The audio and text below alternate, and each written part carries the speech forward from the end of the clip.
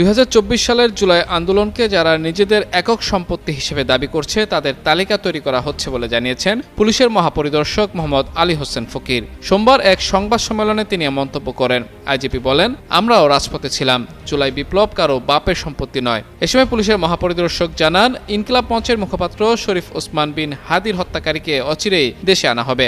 IGP জানান, দায়িত্ব গ্রহণের পরপরই তিনি চাঁদাবাজির বিরুদ্ধে জিরো টলারেন্স নীতি গ্রহণ করেছেন।